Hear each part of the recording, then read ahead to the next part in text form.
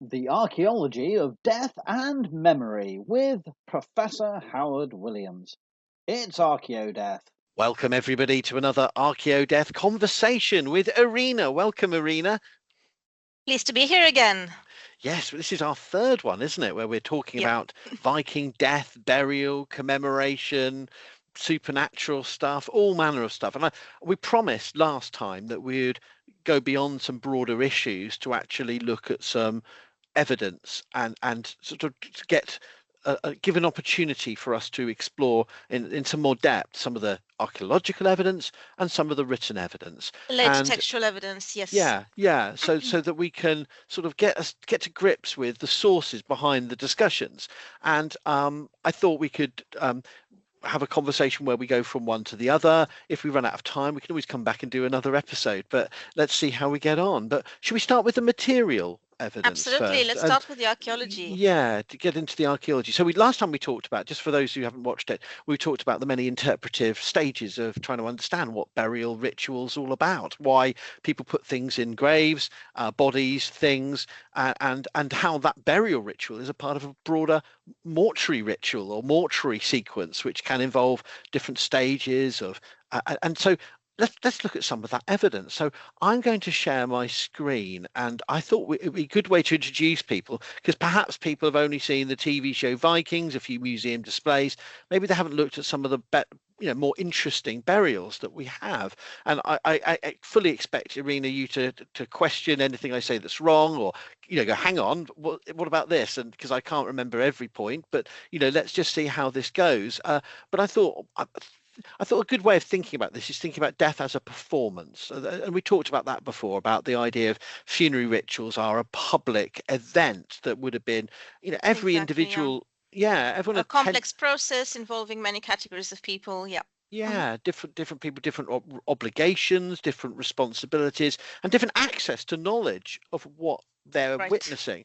And I think that's one of the things we can think about. And so I thought one of the best graves to start with is a boat grave of part of this Viking diaspora, this Scandinavian style burial that we start to see around the Northern Isles and Western Isles of Scotland as part of a broader influence of Scandinavian settlement and then subsequently burial practice. Now, I'm not going to get into too much about the detail of these individuals' bones and isotopes and all that, but the argument is generally accepted that not necessarily everybody buried this way, because there are examples now where the DNA is suggesting that some of these people buried in this Scandinavian style furnished burial were actually descended from the native peoples, a bit Pictish in this case. But we are looking at a form of burial ritual that is unusual, is unknown before the very end of the 9th into the 10th century in the Northern Isles of Scotland. So this is from Scar on Sanday in Orkney, and this is an artist's reconstruction, and artist reconstructions come with their own baggage, because this is so many guesses and inferences are packed into this kind of image. But I start with this artist reconstruction because it helps to show you that you're dealing with a part of a boat that's been used as a macro coffin, if you like, a giant sort of architectural space into which multiple individuals have been placed and carefully arranged. Yeah. And I thought that would be a good starting point. And obviously it's annotated, so you see some objects have been blown up. They're not as big as they are. You can see the small little, the sort of little casket there, and then these are the objects that were found within it. So they've illustrated that to help make clear that within this display there would have been the bodies laying on textiles, objects placed beside the dead. But there's a bit of a deception here, because actually in a lot of these burials, it's evident that they are actually wrapped, and the bodies may not have been seen in this way by early medieval mourners, by Viking period mourners. They may not have witnessed everything laid out like this. But it does help to give you at least a sense of the rich range of objects that have been selected by the survivors to be placed with the dead and around the dead. Individuals of different age, different genders. So we have a child, an elderly woman, and a middle-aged man here. And the other thing to point out is that they only found part of the grave, because the rest of it, the reason the grave was found was because it was being washed away by the sea. So this was found as a rescue excavation. That it was uncovered in circumstances. No one was going, aha, there's a massive burial mound, let's go and rifle it. It was being excavated ahead of destruction by natural processes, by the action of the waves. So we've lost that other end of the vessel, and we're left with, I mean, there arguably could be animal sacrifices or other individuals who were part of this funeral and buried, but we don't have that. We've got sort of the midsection and one end of a small seagoing vessel, a small practical craft. It's a clinker built ship, boat, sorry, probably a bit more appropriate description. It would certainly have been an effective vessel for moving between islands. You're probably a bit more risky taking it all the way to Norway or Ireland, but you could if you wanted to. But it's much more likely this craft would have been a local fishing vessel, local transportation for local exchange and trade, and going to see family and all the kind of practical local things. So in many ways, it's an intimate object. It would have been a known object in itself, and perhaps highly valued in terms of the wealth. But also perhaps it was named, perhaps it was part of the story of the burial in itself. And then all the other objects bring their own connotations of different activities, different where they were acquired. Maybe they all had stories that informed their selection. And they needn't have been, as often archaeologists always say, and we talked about last time, we can't assume that all these objects were necessarily the possessions, the personal items of the individuals. I'll pause there because that was a lot of waffle. It's a bit of a theatrical exhibition, right, with these burials. I mean, even if you were doing this in the most practical terms, and this gets back to the points we were talking before about the performance, because even you could imagine a really boring Viking funeral where people went, let us now add an axe. Okay, has anyone got the axe? Pause, awkward pause. Yeah, oh yeah, I've got an axe. And boom, boom, boom, axe. And one could imagine, and we can go to the other extreme and imagine every item has a story told about it, and a good length of time talking about the object and being placed by different individuals. And while I think we can make fun of either extreme, I think it's very difficult to imagine that this wouldn't have been the very number of objects here mean that this would have take time. It would have taken time. It would have taken I don't think anyone in our world has been to a funeral where the burial practice would take the kind of time and effort and people that this would involve. If anyone's listening to this or watching this who's been to a graveside funeral in whatever tradition, they tend to be across different faiths in the modern world very perfunctory, very, very rapid because of circumstances. There may be a prayer in a Christian tradition, there may the coffin's lowered down, a few soil is added, and then people move away. This is very different, and that's really important for people to get a grasp of how different. And yes, so we can imagine a really ridiculously practical funeral where people just going, list, right, who's brought the gaming pieces, who's got the shears, but I think it really challenges us to see it in such practical terms. This has to be seen, I feel, as an elaborate multi-stage performance where the objects brought stories. They maybe myths were told about them, as Neil Price has argued, and I think that's very convincing. These objects would have been more than the objects themselves. They would have been props in some kind of performances and perhaps stories being told that link these individuals to their perceived heritage, right, or and perhaps myths in different ways. I was also thinking about this new idea in anthropological studies, the fact that things in these societies would not have meant the same thing as things for us. The difference between human and non-human would have been perceived differently than we tend to do it today, like only regard them as objects. That's a really important point, and I balk at times at reducing that down to a sort of soundbite narratives about an animist worldview, which seems to be sort of a way of applying this to almost anything that's non-modern and non-capitalist as animist. Because firstly, our own society, we do that anyway. we all have personal favorite objects. We We do, yeah. anthropomorphize our cars, our bicycles. I have a bicycle. I want my bicycle. I've got a few bicycles. I've got 3 bicycles. They've all got names, and they all and I talk to them. So you know it's not madness. It's perfectly normal. And yeah, we all have favorites. We talk to our pets. So at one level, it's a very human thing. We don't have to create this exotic othering of the Viking period to see that. But equally, I think it's really important to say we see that in some of the written sources, the textual evidence, and we also have it in some of the archaeological evidence that suggests that these objects were valued, were cared for, were curated, and were perhaps carefully selected. So yes, were these simply objects that were around that just could be used? Oh, we'll need to bury a shield. Has anyone got a shield? You know, or is it more to do with this was the object that linked that family to a particular raid, a particular mercantile adventure, a particular piece of land, a particular story?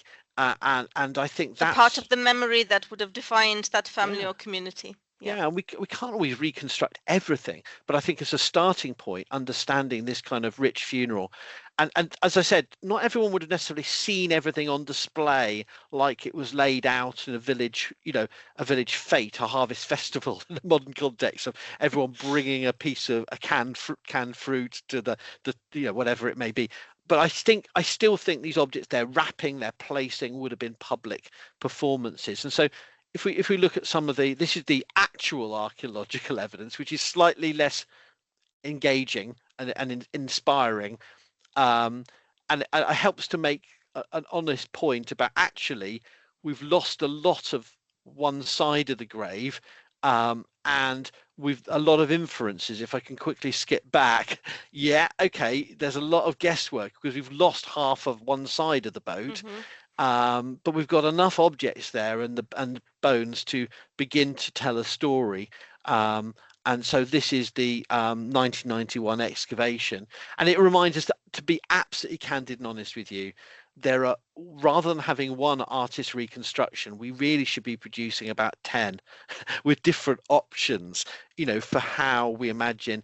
Yes, the colors here are informed by you know, what we know of dyes and textiles at the time, and I like the fact that even 30 years old, this captures and challenges the aesthetic of the dark ages, the brown and blacks we obsessed with costume. These would have been vivid, colorful ceremonies. They may not have been happy occasions, but they certainly would not have been drab occasions, and you can't get that from a plan. But equally, we have to admit that there are many objects here that could be reconstructed differently. There's gaps of evidence. The textiles don't survive in the fashion that artwork shows. We're making inferences based on likelihoods. And this just, I think this captures, and it also makes the point that, and this is a thing that people don't talk about enough, is it's not simply about the choice of a vessel, the choice of objects, but the stones. Stones had to be brought there, weighed into the grave. And the boat grave I excavated a while ago in Sweden, a lot of the we mapped it and planned every stone and photographed every stone, and there's nothing to prove it, but you could see different stones of different size which would readily be transported by people of different ages and abilities. And it does make you wonder about the very act of construction would have been as important as the choice of objects. That this is a funeral that would have been participatory. Yes, some people may have been doing more than others. There would have been perhaps enslaved people's labor. There would have been family, community labor. Neighbors would have been involved. But the choice of even the stones is work. You have to add them in particular places, balance up, and construct the packing of the grave. And I think that needs to be remembered too before you start building any mound or anything else, which is it's the actual. It can go terribly wrong, and I mean, I haven't been at a funeral where the coffin has fallen over, but if you don't have professionals, or at least people who are vaguely sober involved, these funerals can easily go awry. They can easily mess up, and so we have to imagine there's at least one or two people trying to organize things. and whether that's and I think there would have been perhaps multiple ritual specialists involved. We always evoke Ibn Fadlan and an Angel of Death, but she would have been doing a very particular task, and there may have been other people who were in charge of different events, making the food, actually constructing, moving the ship or boat, arranging the bodies. So actually, I think it's more helpful to think of potentially many different kinds of special role rather than ritual specialists as one category, but we can't be sure. At any rate, a great collective effort put into the whole. So this is a moment suddenly where a change in burial ritual, not everyone involved or buried would have been an incomer, a Scandinavian, the term here in the pagan Norse boat grave. This is from the James Graham Campbell and Colleen Beatty terminology. These labels, these descriptors have baggage. We can't be sure whether this was to go off to the afterlife or one of many afterlives. There's so many questions here, but it is a very different form of burial ritual. I have a question. Do we know anything about these people here? Whether they were related, for example, or the people we find in this particular case? I can't remember. I was just going to quickly go on to I've got some of the more details here that I don't know if we know about I can't remember if these were individuals that were included in any subsequent DNA study. I'm off the top of my head, I'll have to check, but I don't think so. They were certainly of different ages, a child around 10. A woman put at the age of 70, which we really can't do. That's a massive guess, because osteologically we can't really estimate age over the age of 40, 45, depending on which specialist. But an elderly woman, a woman who looks a very different age group and generation to the man. So we could be looking at 3 generations of the same family. We could have been looking at people who died together because they were part of the same group or extended. There's so much guesswork here. But this is just a synopsis of some of the main objects, and the inference that the man has the sword broken in its scabbard, and therefore evidence of breakage seems to be a thing we find on other objects in the Viking world. We'll come on to another couple of examples later, but we have broken swords, and how many of the other objects were put in broken is a question that I see a lot of archaeologists fail to think about. We find them fragmented, but perhaps there was no spear here, which is interesting in itself. But spears, we only survive in the iron spear heads, and sometimes a ferrule. And so were those spears deliberately sawn apart, broken, snapped? It's not easy. You can't just go with a spear, and they're really sturdy pieces of wood. They're intended. So but we wouldn't necessarily see that. And so there's many other objects that may be deliberately fragmented. Were the gaming boards fragmented too?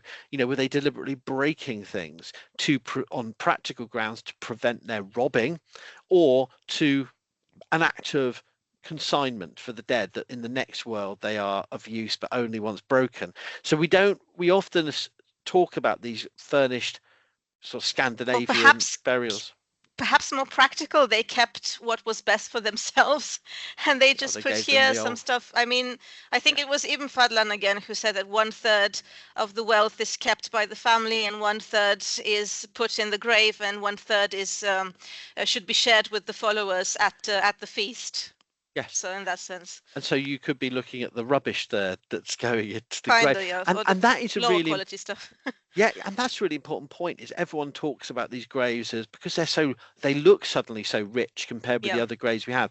High status. And yes, these people may well have been from a broader community, but the choice of so many objects may be motivated by other factors. As you say, it could be to do with the fact that most of whatever the precise fraction, a large portion of stuff is not going in the grave. These are clearly not necessarily the best objects. They may be the old objects, and not necessarily because they were valued heirlooms, but because they were the ones they could let go. So we can't be sure. Certainly the whalebone plaque, which I showed earlier, which is an amazing object. Oh dear, I did it all as individual. I was just going to quickly jump back to say this whalebone plaques are find them across Scandinavia too, and they are particularly Norwegian, and they are a distinctive object type. A smoothing board is a practical function for them, but they may have other potential ritualized uses. And these objects would have been clearly valued and on display in households for at least a generation or more. Whether they were put in because they were the worst of the 3 available or 4 available, or we don't know. But certainly they would have been objects of some significance. And my crude attempt to just give you a sequence of the kind of actions involved and the placing of bodies, covering them with planks, songs sung, stories told, drinks had, no doubt, fights ensued. There may have been, like all funerals, there may have been very there may have been very formulaic and sanctioned sets of expectation, but also messy happenings, people getting into arguments, falling over, we can't reconstruct that, but I think it's important to remember that no, you can't put more than 2 people in the same space trying to organize anything, and some things go wrong, as any archaeologist trying to organize an archaeological excavation will tell you. So we have a range of a really interesting rich grave. It's exceptional. It was damaged. It was only partially preserved, but it does give us a snapshot on this changing world of the exposure of these communities, new settlers, new ways of thinking about the life and death, and disposing of the dead. Yeah, new identities forming. Yeah. Maybe we could complement that with looking at another really cool site, and this is from mainland Britain here now, and we're in the Eden Valley, southeast of Carlisle, which was a Roman city and then an Northumbrian centre of the 7th to 9th centuries. We know it's hazy 5th, 6th century status as a sub-Roman city, but this was an area that was on what had been a Roman frontier that became an integral part of the Northumbrian kingdom, which straddled the Pennines. It may have been part of a Brythonic kingdom of Reged, and by the time of the 10th century, this was an area which was still probably very hybridized population of Old English speaking or Anglo-Saxon and Brythonic speaking, Welsh, Cumbric more accurately, peoples, and would have been not far from the Solway Firth trade and exchange with Ireland, west coast of Scotland.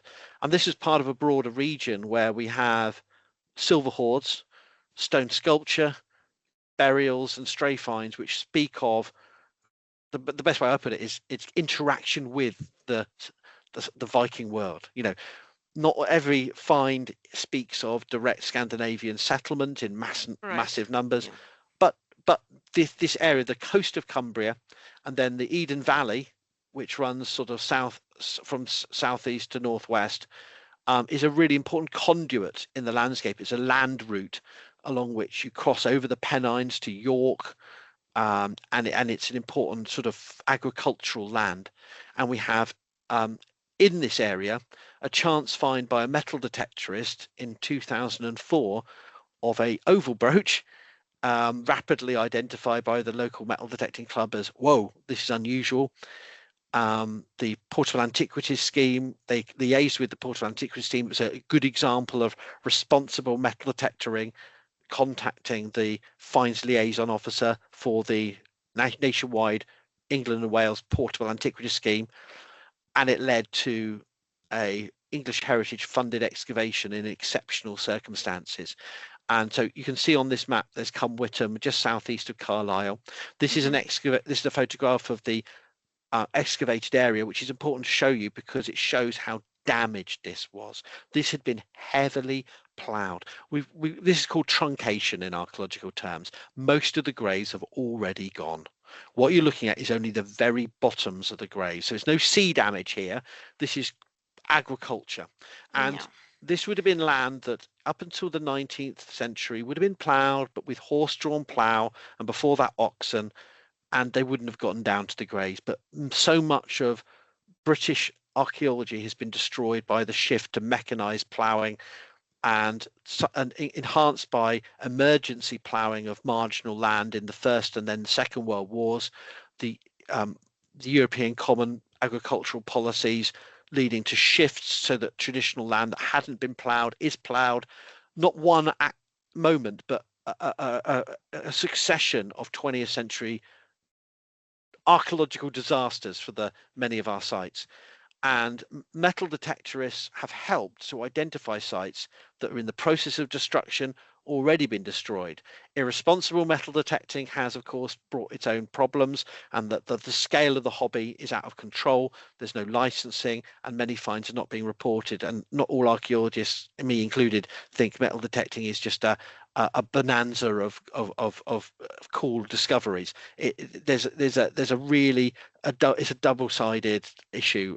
There's many negatives to it, but this is a good example where responsible metal detectorists reported when they excavated, they found this site, which is by the beck. Beck is a Cumbrian term for a brook, a small stream on a slightly higher ground. A series of 6 graves were found, but honestly, this is probably the last surviving trace of a bigger cemetery that has been literally decimated by long-term ploughing, and particularly mechanized ploughing, tractor drawn, and then more modern, which has left only 6 graves. And I just wanted to give you that context so that people understand that these finds are very fragile. We've only got a tiny bit surviving, but this amazing discovery sits in a broader pattern of, this is the distribution of Viking period furnished graves that we have. The settlement, we only know a church there from the late 12th, 13th century. One brooch was found in the plough soil. A second brooch was found. They were identified as Peterson P52 brooch, oval brooches, and then an excavation took place. But just giving you some more maps for context, right? So you've got, this is the distribution of cemeteries and single burials from the north of England and the Midlands. Here in the centre, you've got immediate furnished burials found in the Eden Vale and on the Cumbrian coast. So we've got other finds, badly recorded, mostly 19th century. This is the only one that's been excavated in modern times.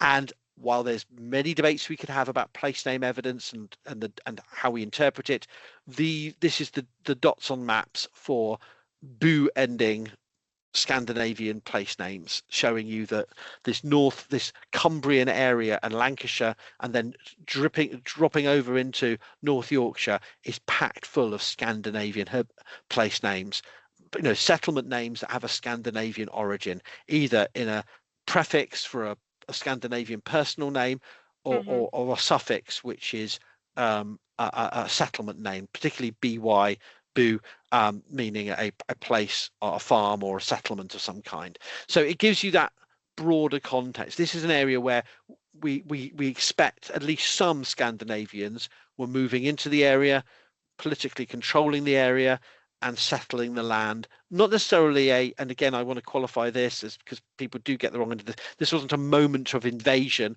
of everyone. The British speaking and the Anglo-Saxon speaking people, slaughtered or expelled. This was probably a much more, I wouldn't say peaceful process, but a much more gradated structured process over a generation or two, if not more.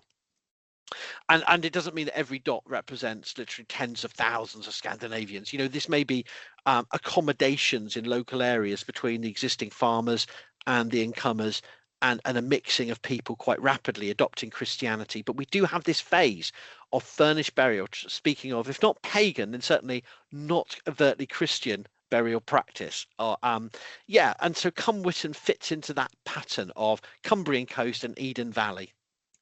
And the burials, they found 6 burials. No children. And again, I think that's because there were probably loads of children's graves, but they were truncated. They're gone. There are probably lots of other men and women's graves, but they've gone. But we've got 6 burials that are like a little snapshots, and they're so important, these graves, because they're the only ones from the area excavated in modern times. In modern times, so much of the burials I showed you on those dots on those maps were excavated badly, or just a collections of finds reported to the local vicar, who who got them drawn and sent to the regional or county archaeological society. These are the only modern burials, and this schematic by the excavators again is full of inferences about where the exactly the bodies were, because the human remains were very poorly preserved. We've only got a few fragments of crania, of bits of the skull surviving, and most of the bodies it was just the objects around an empty space. So we don't have good skeletal preservation. It's very acidic soil, so we don't have the bone. But we've got two burials that have been called rather, even outdatedly, even a decade ago, female, but that we could perhaps call them feminine or women's graves, assemblages of objects that are tended to be associated with female gendered assemblages, but no osteological estimation could be made. And four graves that were called in the report male, we could call perhaps masculine assemblages because they are weapon assemblages, but very heavily damaged. Human remains didn't survive on the whole. And the artifacts actually, though, were really cool because we have mineralized textile, wood, horn, and other materials, as well as the metalwork. And so the objects are actually a really rich assemblage. I could go into detail about all the objects, but I don't have to. But I don't know whether this is a point to stop. But just to give you, this is a rare example where we have 10th century Scandinavian style burials on mainland Britain. Fascinating. And yeah, I mean, the report itself by Oxford Archaeologists, these are commercial archaeologists, really good professional reports with detailed recording of the objects. But we've got to remember, this is just a snapshot. And if you look at some of the graves, this is the stuff that was found in the plough soil. So some of these are matched to graves, so we can guess they may have come from particular graves that were dug.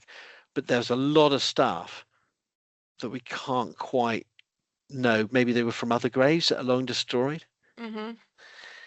So we got, brooches, weapons, spurs, buckles, just random nails, because these people may have been buried in coffins or on biers, or with other wooden objects that were fastened together with nails, but we don't have them surviving. So the photograph is of an open work key. We've lost the key end, but this is the open work handle, body of the key.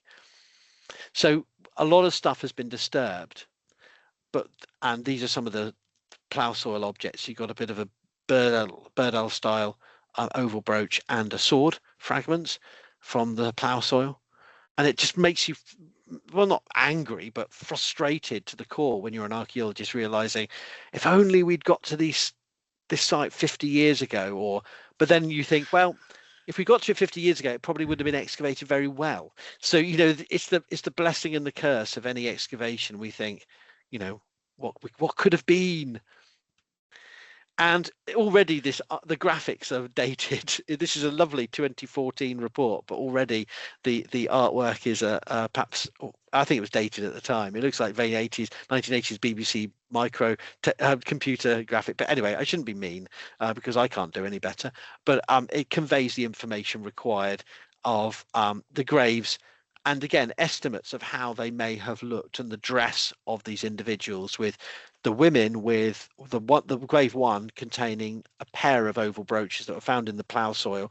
So we can estimate that they were by the collar in that style of dress. A knife, a silver decorated knife, an L-shaped slide key, and what's really amazing is the details of color but textile at the feet, and a maple box, an iron-bound maple box containing items including a spindle whale shield, shears, and glass linen smoother in the box. So I mean, and presumably other objects that we simply don't have surviving. And were there other things above that we've lost, because this is so truncated? Were other objects around this grave, but it's pretty cool. So this grave one was down to the southwest, of the main group, and these are the artist's reconstructions of the brooch arrangements, and there's an image showing you how these would have been latched onto the person. So someone dressed this person, they washed them, they dressed and they cared for them, they put them in the grave, dressed, and then placed objects at their feet. Yeah, so there's little doubt that this grave one is, I don't want to be over rhetorical, but it wouldn't be shocking if you found this in Western Norway.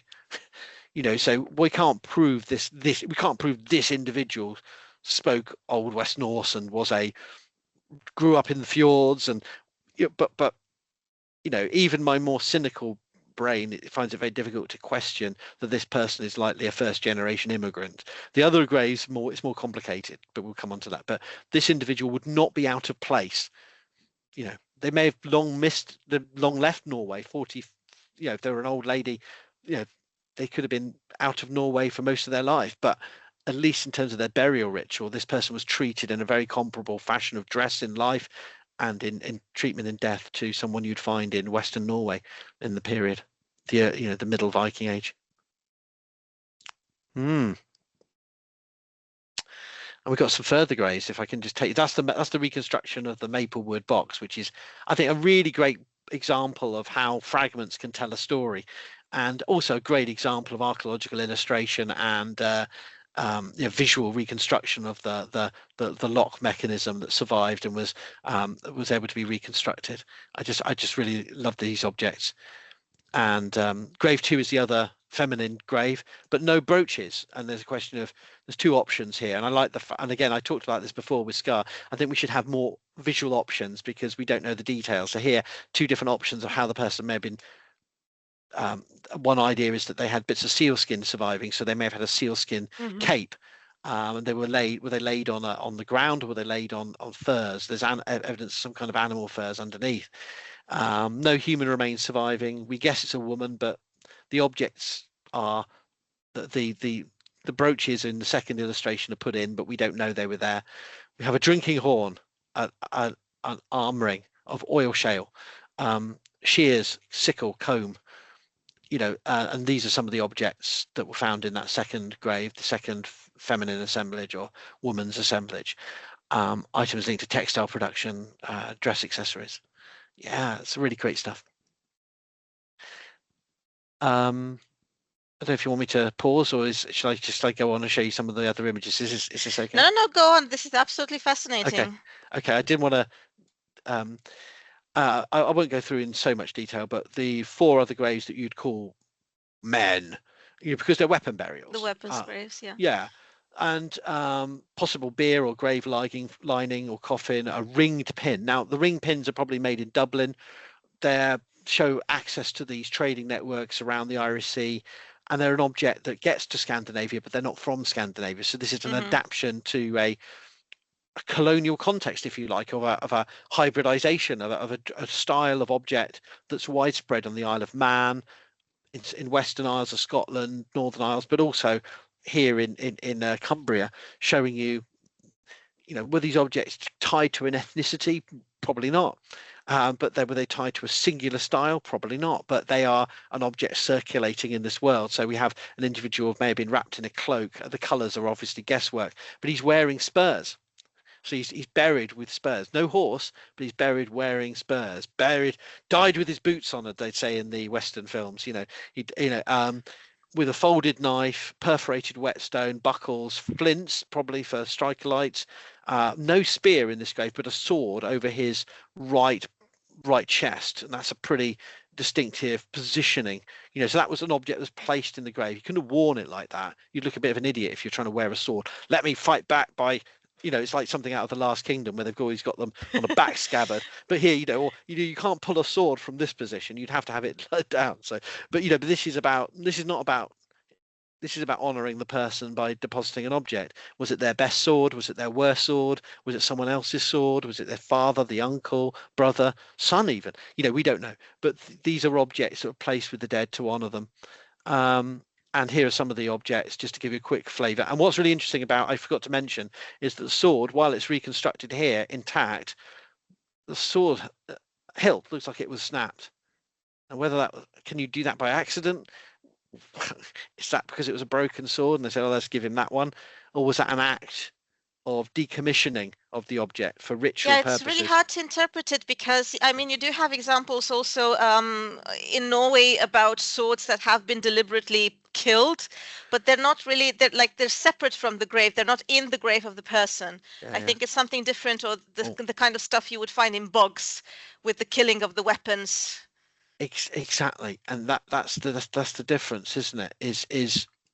Is Yeah. these aren't bent deliberately to create a sort of performance of the blade. And when you got the Isle of Man, is it Balatir?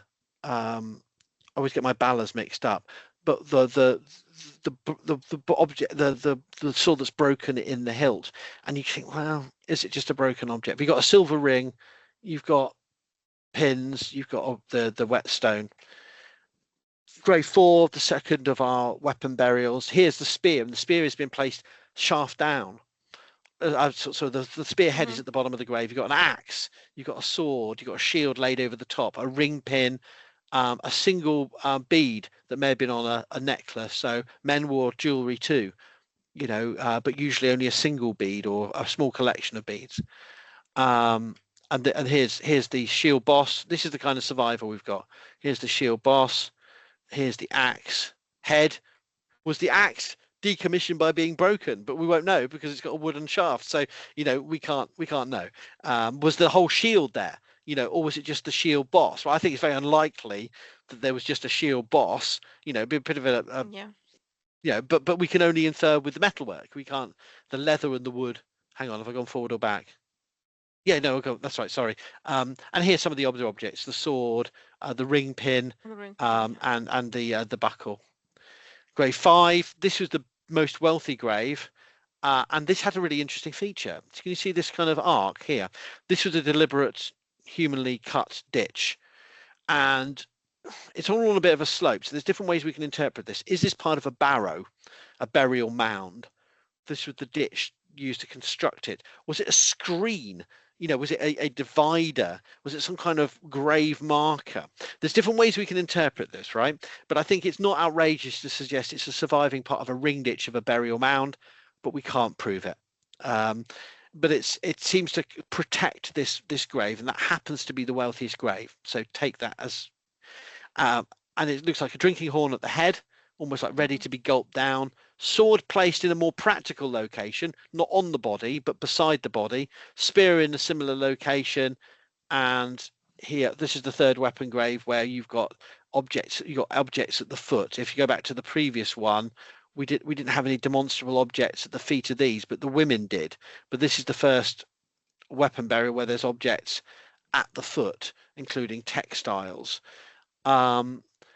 And so here's the range of objects: 26 artifacts in total: iron prick spurs, beads, 3 beads in this case, a seax or sax, which is a sort of a dagger / one-sided short sword, depending on the way you describe them. They do vary in length. A spearhead, folding knife, silver coin. So we've got a silver coin, which is nice, an old coin as well, a 9th century coin, but this may be an old coin. So why a single coin? That seems almost the most ridiculous, incongruous thing to have.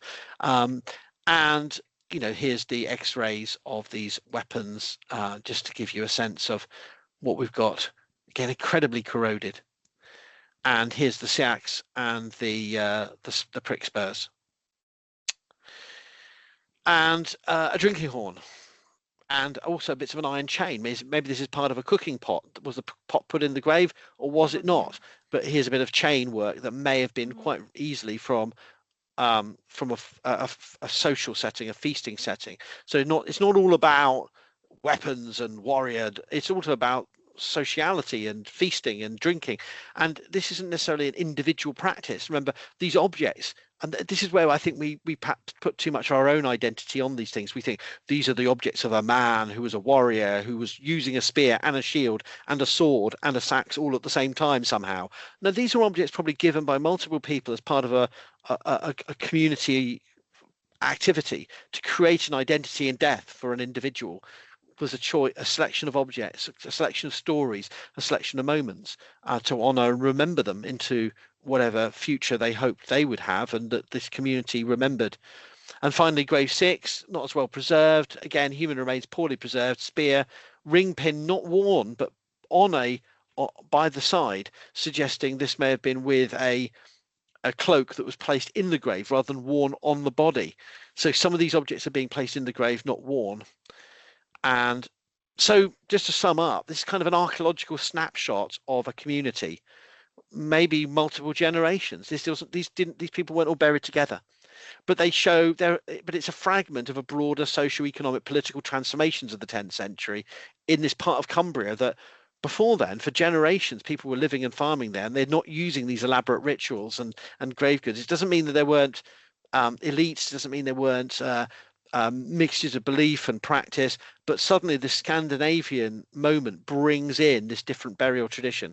And no, we don't know if all of these were incomers, were migrants from the same family, from the same part of Norway, or are they a hybrid community of people that had lived elsewhere for a generation in parts of Ireland or parts of the Western Isles and then moved to this part of Cumbria? We can't be so precise. We can't just write a novel based on their story, but it hints at a process of change and a short-lived burial tradition, because within a generation, if this practice was going on, we should have much more of it for much longer. We should have grave goods with burials of the late 10th, 11th, 12th centuries. It didn't happen. Whatever they were doing here, however they valued this as a expression of their pagan Norse identity or not, it didn't last long. And this seems to be perhaps a couple of generations, then this tradition of burial stops. Yeah, this would have been actually my question. I think you already answered it. To what extent we can actually see the difference between these 10th century burials and what was going on before. This would have been one thing. And I was also curious whether some sort of objects with a more clear religious connotation have been found, or rather not. Well, this is the thing, isn't it? I mean, we want in our pop culture minds, not yours, but in our perhaps collective aspirations of what a Viking burial should look like, these come up short. Not only are they poorly preserved, I mean, for me, they're amazing preservation, but I think most people who are not used to how poor archaeological evidence looks and perhaps used to these, rather, artist reconstructions, are expecting not simply more elaborate burials, but they're expecting more obviously cultic objects, more obviously. Now, we could suggest that those ring pins and buckles and swords could have been, famed items linked to mythological stuff. But perhaps used in an amuletic way. Yeah. Of some sort. But I think most societies we're looking at in the early Middle Ages, there's not a separate religious domain, is there? They are working with their objects, their agricultural objects, their hunting, fishing, military objects are all do have those connections to them, but they're not separate things. So yeah, when we were talking briefly before we started recording about the Viking sorceress exhibition at the National Museum of Denmark in Copenhagen, well, we do have from Scandinavia and from Britain as well, objects, pendants and items that cannot be explained in practical terms. They're not simply decorative, but are they amuletic? Are they cultic? But frankly, these objects here, almost nothing can be set apart and said, that's definitely ritual. This is definitely, an amuletic object. Now we have the pagan lady of Peel, who's one of the possible Volva graves from the Isle of Man, but, with odd objects and a range of objects, including one of these staffs and a range of, amuletic beads that are very special beads. But here at Cumwhitton, there's nothing that screams, that cries out to us, I'm the special object. I must be linked. You can link me to Norse mythology, please, because there is surely a story about this. No, so there's very little I can see that we can conclusively connect to that mythological discussion. Yeah, speaking of which, I could share a little bit the picture of the Furnished grave. Oh, yeah, I think it fits this discussion very well. I don't know if... Please do. Oh, yes, there it is. Yeah, this one. Yeah. Okay. Yeah, so this was found also in the 10th century, 10th century fortification in Öland. It's one of those fortifications of the Trelleborg type, the circular enclosures, huge discussions about those as well, whether they were economic centers or military assemblies, royal supervision, or where they had anything to do with some sort of political project that was abandoned. At any rate, this was a grave which was in fact on a wooden body of a wagon, which is also very interesting because we also have the wagon from the Oseberg ship burial in Norway. So this was deposited in this grave, and it seems that we have more examples of a similar situation, at least 10 as far as I know, in Denmark and in northern Germany. So, well, an interesting question here would be, does this have to do with the status of these women? Does this have to do perhaps with a way of regarding the afterlife? Is the wagon perhaps something specific regarding a journey to Valhalla, just in a different way? So there might be a connection there. So it's a very rich grave. There have been remnants of the costume recovered. She was wearing a blue costume, a gold thread across the chest, also some red details, and also a veil of linen, and she has many interesting objects. She has silver toe rings. There's also a small bowl that's apparently of some kind of Eastern origin, perhaps Persian. It also has some ointment, some kind of ointment, or remnants of ointment on it. Also a copper bowl. By her head there was a brooch with a lead kind of paste. A knife, a silver chain, a round pendant, a dress pin, a pendant in gold, 2 glass beads, a pendant with bird feet decorations, as well as a small chair pendant, and interestingly, henbane seeds in a sheep skin pouch. Yes. Yeah. So yeah, the question remains who she was, whether she was indeed, can this woman be considered a vulva? Was she really a vulva in real life, or again, was this kind of framing her after she died? I think there are some arguments that speak for her role as a ritual specialist. So these weird objects like the henbane scenes first and foremost, and then there are also some jawbones from pigs and some owl pellets. And I think these objects might lead us into the direction of considering her someone who might have had something to do with magical activities in during her life. Or perhaps another kind of interpretation. What would be your take on it? Could we consider her a prophetess? Is it difficult to say? Are we overexcited in defining her as a prophetess? I keep changing my mind on these graves, to be honest with you. Or the metal stuff. I think that's also a great issue in archaeological literature, because they have been largely interpreted as being magical objects lately, especially given the fact that they're not really mass produced, but they seem to have been quite unique depending on the grave. No, I think again, we get back to the points we discussed last time about how much the weapons in graves speak of a warrior in life. This person's assemblage is an unusual set of ritual paraphernalia, if you like, but does that speak of her identity, or of a number of other women, or a number of other people who, is this about a role given to her in death for some role she had, as opposed to in life? And I think I'm not saying that just to be pedantic or technical. These are important distinctions, and so I think the problem we still face is that Viking archaeology is really unusual in defaulting to assume that these objects relate to that person.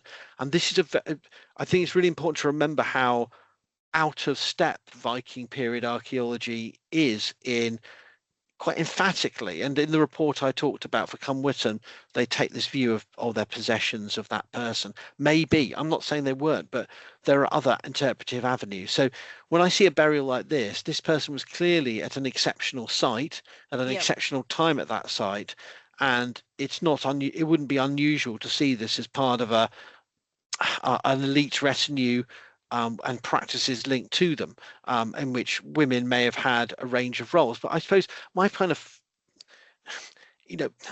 there's a bit of a, in terms of the complicated nature of both masculine and feminine identities in this period, I just feel it can be used as a lazy cop-out for actually accepting that women may have had more secular influence and power as well, and seeing them as some, we're doing all our manly things, drinking and eating and sailing and raiding, and bring in the weird woman who will do something strange, and I suppose that's my kind of my reluctance to go down this route, and that was certainly my experience of seeing the way it's being displayed to the public at the National Museum in Denmark, where you're given this immersive experience of a woman sort of squawking in your ear or croaking in your ear about how she's scary and weird and will tell you about the gods. And I thought, oh really? Is that because I think it's the problem is giving it an official status or role. Like these were priestesses, they were seeresses, there was a station and role, and maybe some of them were, but I wonder if some of those objects also speak of their family, and these were also part of communities. They had social networks as well. They weren't just the random weirdos who walked from settlement to settlement, giving bad or good news about the crops or about I do wonder whether they were. Yeah, I think they might have had an ambiguous status. I mean, if I look at the written sources, they were definitely respected in their communities. There is an ambiguity regarding their role, in the sense that even in the Poetic Edda, there is one passage in the Völuspá where it is said that you should be wary of what is being prophesied to you. But on the other hand, I think they were very important in the sense that they offered comfort in times of need, and it was some kind of social confirmation that at some point the famine will come to an end or things will get better at any rate. So it's interesting for me to see the connections with the written texts. I do believe that they were important characters because they are mentioned even in old sources that are not from the Viking Age. I mean, this role of the prophetess, you find it in the text written by Tacitus, for example, when he speaks of Veleda, and Veleda being not only a prophetess but also a woman who takes part in military negotiations and so on. So I think there was, by the time the sagas were written, there was at least the memory of such women that had some kind of agency in the Viking Age and before the Viking Age. We should take it with a pinch of salt, of course, especially when we read the very, very lengthy description of the vulva we have in the saga of Eric the Red. There are a lot of details there. There are way too many details there. And whenever we find too many details, we should be wary of that kind of description. But I think there was definitely some sort of memory regarding the importance of these women in society. In Völuspá, for example, Odin himself is the one who raises the vulva from the dead. So he is himself not able to make the prophecy. He needs one of these women in order to access higher knowledge. Yeah.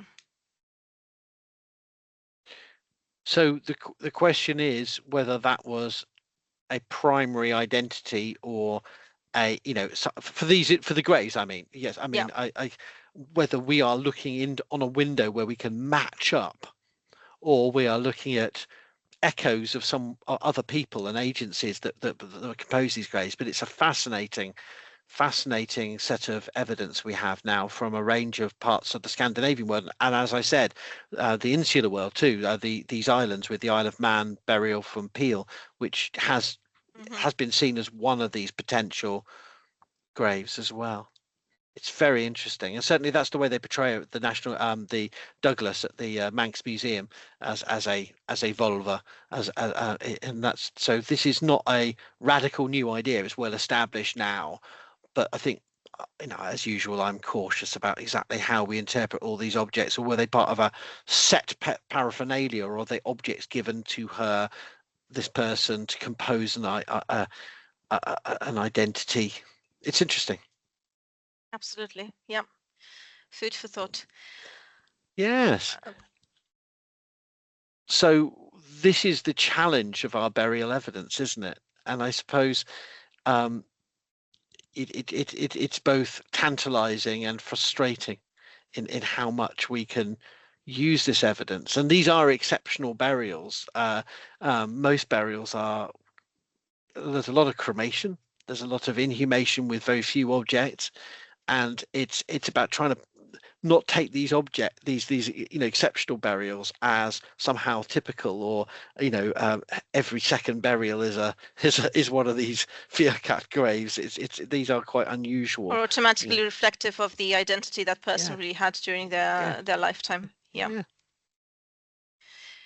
I think we should at some point, maybe as a separate discussion, we should talk about some of these cool written sources that you're expert in and sort of see what they tell us. I don't know whether you about the burial mounds. Yeah, I'm doing some research on burial mounds and about, well, actually how they are seen as markers of cultural memory. So I think that would be interesting. Because the frustrating thing about these graves, and perhaps that is a point to end on here, is we don't know. We that grave 5 at Cumwhitton may have had a mound. It's unlikely they were forgotten immediately, but for how long were they remembered and by whom? And then you have the sources we're going to discuss perhaps in a future episode, where there's that sense that there are some mounds, some graves are remembered and become these, at least how much they're actually remembered in terms of the historical detail, or at least stories accrue around them, that and that's a really fascinating phenomenon that perhaps we should come back to. Yeah, they're definitely a catalyst for remembering, and people, like medieval people, used to interact with them, or Viking people used to interact with older graves. I mean, they changed the landscape, they interpreted differently. Maybe they re-erected a hole on the older place where there was a hole, or maybe they used those burial mounds in order to mark something else. I mean, according to the latest research, the burial mounds were also markers of farming grounds, for example. So that's also very interesting. And I actually read a very recent article about some graves in Norway with furrows discovered on them, and then the burial mound was covering these furrows. And at the beginning, there was this idea that this was actually only some kind of ritual, and it didn't really have some domestic purpose. But then recent analysis stated that some pollen was discovered inside the mound, so this was sign that some agriculture activity was actually taking place. So sometimes we shouldn't really separate the ritualistic from the domestic, because sometimes they they can be brought together, as a matter of fact. And I find this fascinating. That's really cool. And so there's so many potential synergies between the textual and the material, and thinking through how we interpret these data in relation to each other. But I mean, I think perhaps an hour and whatever is probably a good wrapping up point, but at least we've committed to what we said we would do, which is give us some of the material evidence. But I'd love to have a sort of more dedicated discussion another time about these other sources, and that would be really cool. Thank you so much. Yep. So next time, burial mounds as acts of memory or something similar. Yeah. Okay, that would be great. Yeah. Thank you to all those who had the patience, and thank you very much, Howard, for your great presentation. It was very, very enlightening, and till next time. Follow Archaeodeath on YouTube, TikTok, WordPress, and a host of other social media.